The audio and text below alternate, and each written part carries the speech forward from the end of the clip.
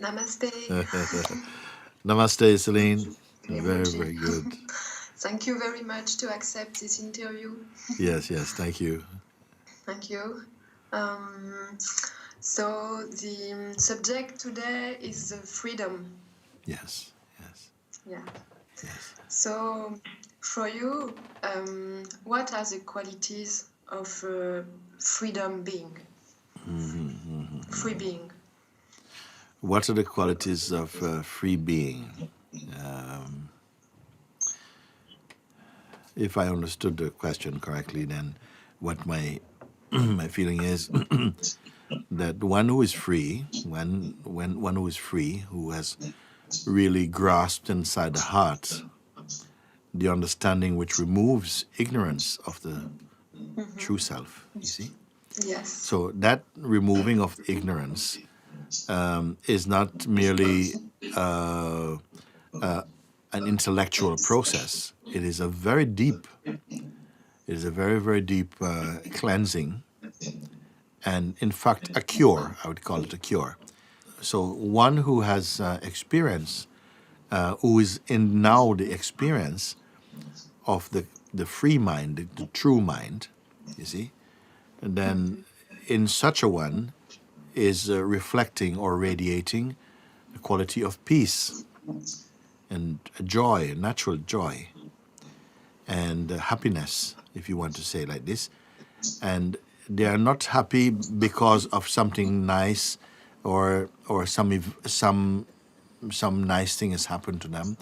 They are living in the joy of their natural being, and they're very open.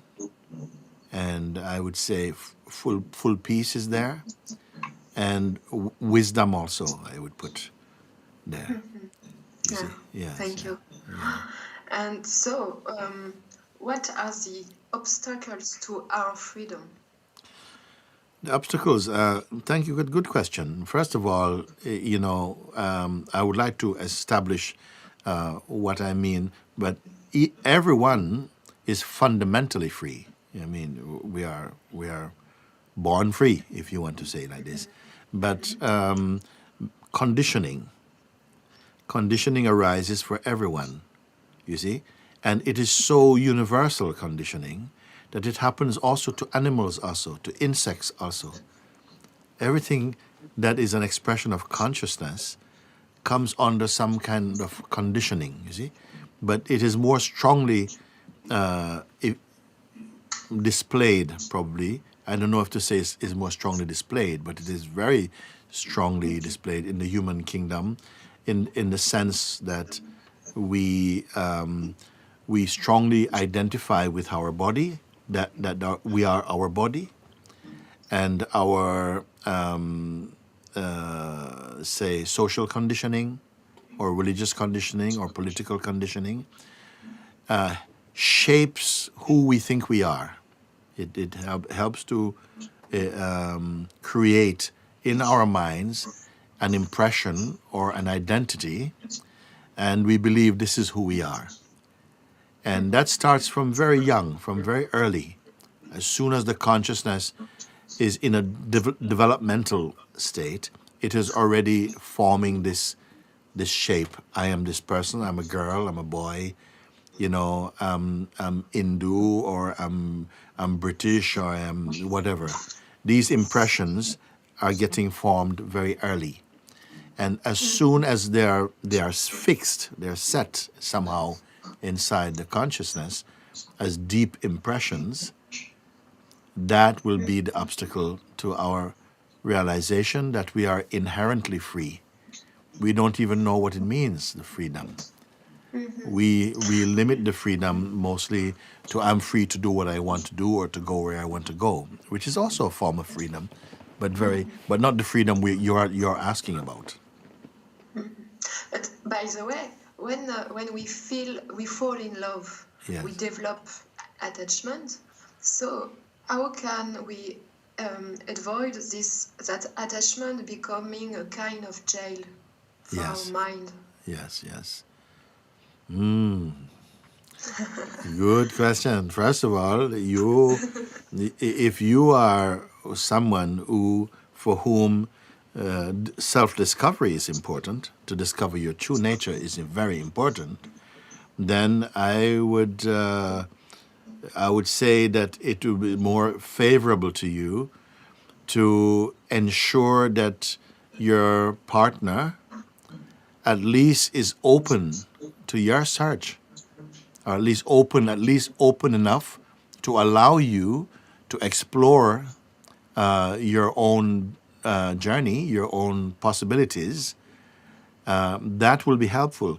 More than that, if they were called by the same urge or voice, then that would be super cool. That would be very very good.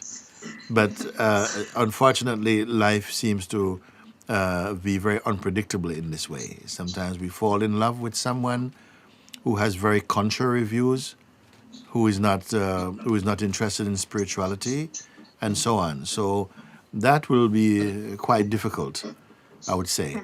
And so, really, for one to discover the true, there has to be a strength, a resolve inside your heart that it doesn't really matter. Nothing will stop me from finding this thing that my heart is yearning to find. You see? Then I would say such a person is very rare and a real gem in this world.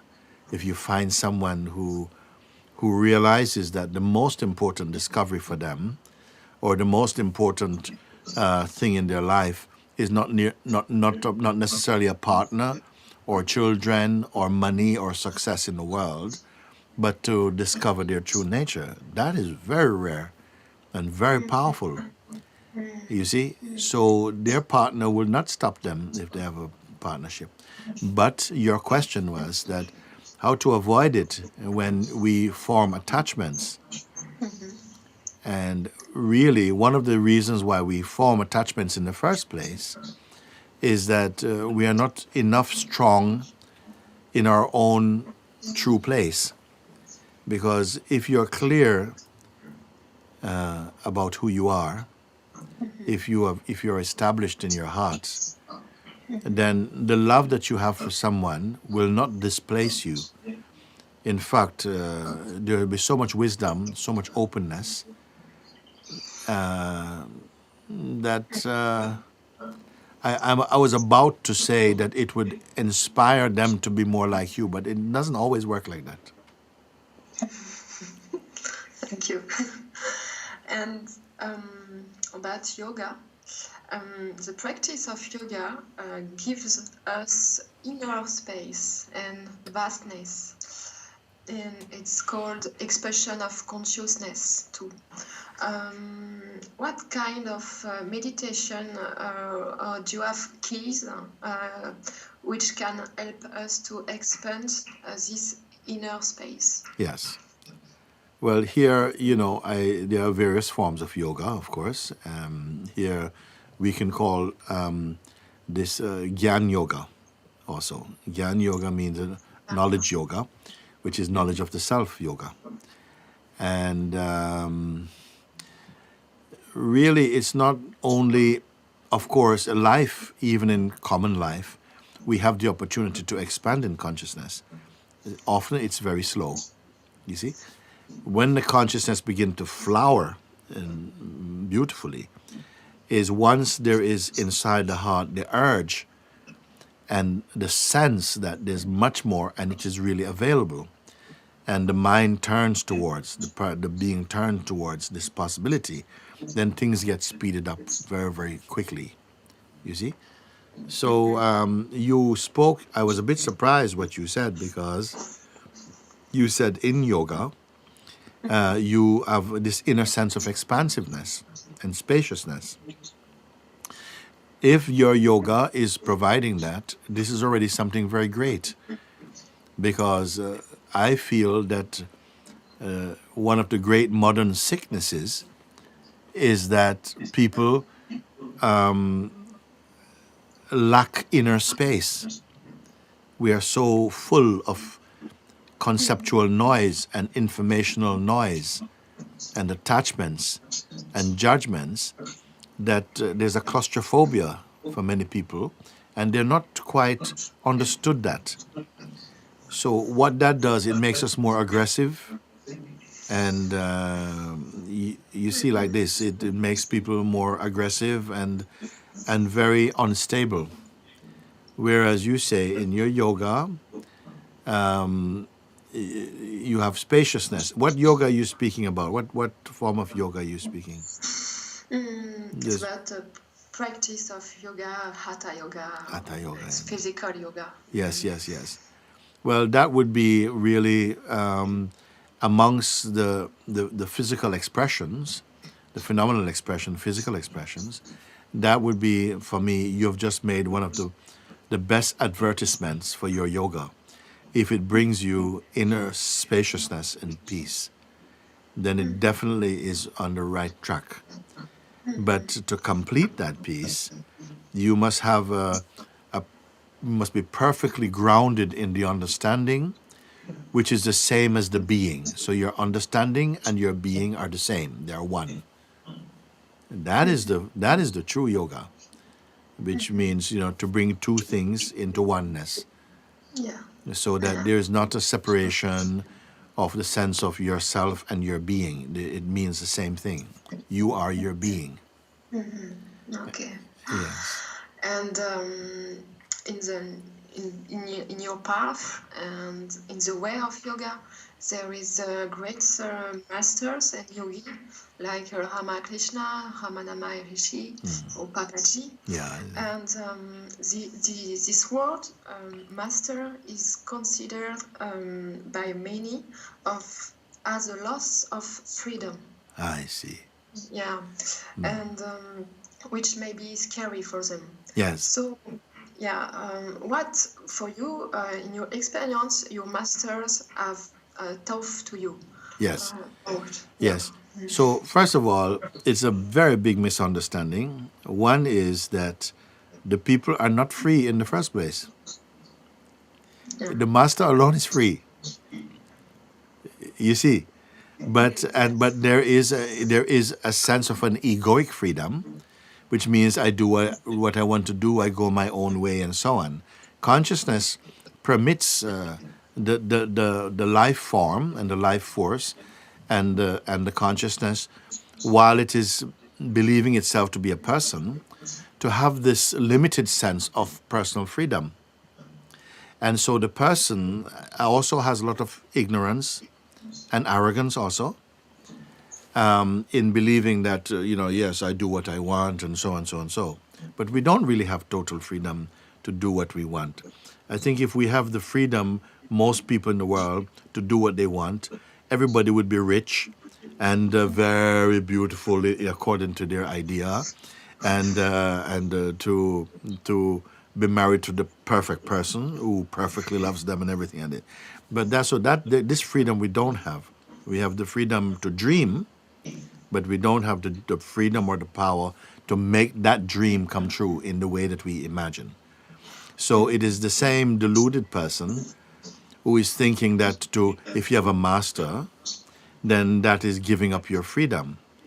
Actually, it is giving up your bondage. If you find a true master, because master means freedom, and a true master only wishes for your freedom. He only works for your true freedom, not your ego freedom. So it is a question of exchanging one small thing for a greater thing. You see, even exchange, he doesn't want you think you're giving the master your freedom. Your freedom he doesn't want. You see, we are not doing the master any favor by giving. This is one gift that you're giving him your worst in order to discover your best. There should be a gratitude there, because the master must represent freedom. Why else? We are not talking about the old kind of idea of master and slave. This is different. The master doesn't want to make you slave. The master wants you to master your mind and to be, but not to be an arrogant master. So a true master is only assisting each one to find real joy, real happiness, you see, and real freedom. So that misunderstanding has to be redefined and has to be understood in the correct way. The master cannot bind you unless he's a false master. You see, he cannot bind you. He's only There's nothing in the world, no one in the world, including your parents, your husband or wife, or your children or your teachers, okay, is working on behalf of your freedom like a true spiritual master. Yeah. You understand? It would be just like God wants you to be bound. Of course not. Everything is for your freedom, true freedom though, not just limited egoic freedom, but real spiritual freedom, which is to know and be yourself and to be full of love and radiate all this joy. And all the masters, some of them you mentioned, Ramakrishna, you mentioned Sri Ramana Maharishi, Papaji, you can mention Christ or Krishna or Prophet Muhammad or whatever. All of them are remembered, actually, not just as historical beings, but as beings who radiate or emanate the quality of love and peace and joy and good guidance, wisdom to the world. So how can you be giving up your freedom? Yes. You see? Thank you. And so the practice of meditation, of yoga, that is a way for freedom, or that can become a jail too? In the beginning, practice is unavoidable and very highly recommended because the mind tends to have certain habits which are not good. And to correct those habits, some effort is required. Maybe meditation, maybe yoga, maybe chanting, prayers, these type of pranayam, these type of things are helpful to correct the negative tendencies in the mind. But at a certain point, the student or the seeker must be developing, you see. And if a seeker is genuine, they will develop so fast, very, very fast, faster than the regular person is studying in another field. Because you have grace with you, you're trying to discover your original nature. So the universe supports your search. So if you are genuine, you're going to find that the waves of illumination will be coming to you like you'll be having so many freebies, So much is coming to assist you in this way, you see. So at a certain point, though, you will notice that your searching can begin to become an obstacle.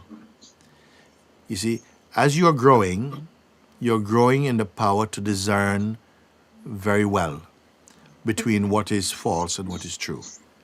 This discernment is going to help you to recognize when it's time to let go of your sense of separateness, and it will help you. So initially, it is good, the practice, the seeker identity helps you in the beginning, but later, when it's not useful anymore, you will know of that and you will let go of it.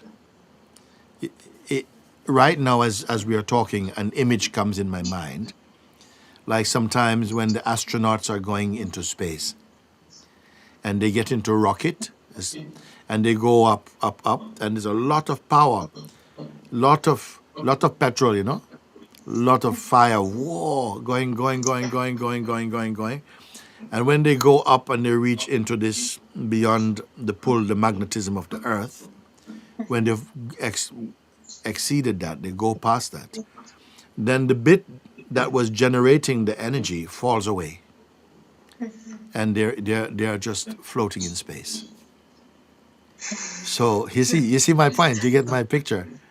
So Yes. initially some effort is there. We're pushing, pushing, pushing. And that effort is to take you to effortlessness. And as soon as you reach into effort, you recognize the effortless, then the effort is not needed anymore. And there's a wisdom that will tell you when that moment is there. Yes. Yeah. So yeah. What you do, mind has to stay just like free and like witness. Yes, yes. Actually, yes, you can put it like that. The mind itself, which means thought, because, mind is not an organ. Mind simply means thought. No? I mean, brain is an organ, but mind is not an organ. Mind is just thought activity. And it is that thought activity believed in or identified with that creates sometimes confusion or arrogance or the sense of knowledge. And all of these are witnessed within consciousness itself, which is what we are. And even our idea we have of ourselves, which is not ourself, is also witnessable. But it becomes more witnessable as we mature to the stage where we become aware that our personality is also phenomenal. It is also impermanent. It is not the source. You come into the discovery of the source, sometimes not by seeing the source. You cannot see it because it's not an object. Just that the false ideas that we have fall away. And when they fall away, the source alone is left. So you and source are the same. So the feeling of me and source, the me becomes so weak. Now, there's only source. But the source doesn't say I am source. Okay. It just is. Just like a chair doesn't say I'm a chair. Yeah. It just is. Thanks. And so, in this way, the tradition of Advaita Vedanta doesn't speak of being free, but rather of being liberated. And why? It's just a different use of term. I mean, the term freedom also is so widely used in so many different contexts. Political freedom, this type of freedom, and so on. Liberation has a bit more of a more profound ring to it. Liberation is not, it means free forever. You see? But even this has been sort of given limited connotation, you see? Like, political liberation or something like this, you see? So words will always create these coordinates, they will always create this unsteadiness. But liberation has a little bit more of a profound ring. But I don't, yes, but I can use the word freedom as well too. It's not just a word, but the intention behind it. And because in Advaita also, the language often uses the word freedom, and liberation also, the same. Sometimes we use the word self, or pure consciousness, or awareness, and they mean the same thing. Yeah, thank you. And so, what is the role of the grace in this process? Grace, of all the words that we can use, grace is the most mysterious. Because in a way, no one knows what it is exactly. No. But I am going to put it that it is divine benevolence. It's like the gift that comes without our deserving it, you may say, but it comes from the source, is one way of putting it. Grace is also another name for what we truly are. You see? And grace, I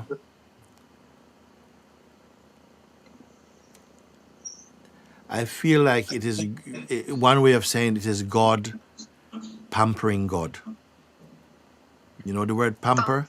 Pampering means somehow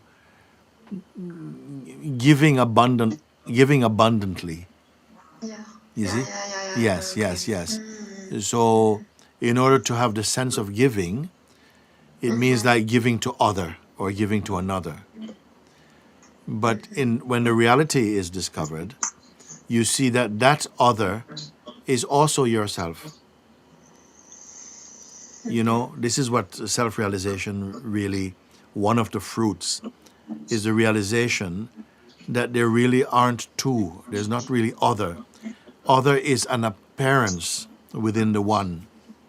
It is only the one. Sometimes I say that really there are no conversations, there are no dialogues in the world. There's only a monologue.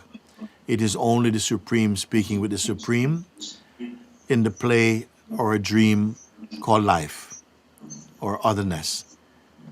So grace is what flows from the heart, you can say, towards the mind, to help it to purify it and to be free from suffering and to discover the truth. That would be another kind of the definition I can put like that. But the definitions, they change depending upon the maturity of the seeker. Yeah. Thank you very much for these great teachings. For myself, it is not enough important to explain things verbally, because even as we are speaking, for me, the atmosphere, the words must generate an atmosphere inside the heart and contribute to experiencing. They must be experienced. They must not just only be heard. You see, and they do that. They move more internally because But it's which important to kind experience. of atmosphere do you mean? I mean, inside, to create this the atmosphere that is generated when understanding takes place in the heart. You see, it creates that kind of spaciousness, a sort of emptiness also, more than just collecting information. It's more that it has to be experienced. It gets experienced. You see, Yeah, sure. and this is the emphasis here in Mante Sahaja. When we meet, it's really about how that is transformed internally into. It's like the words become kind of spirit themselves. They come from there, and they go there. Yeah, I understand. And so, in your ashram, what are the practice? It's just an atmosphere, or do you meditate? You pray? What is the practice? Yes. Well, actually, in the mornings, we start with what is called arti. It is a very beautiful part of the mornings. It starts at 6:30, and there's some chanting, and it's beautiful chanting.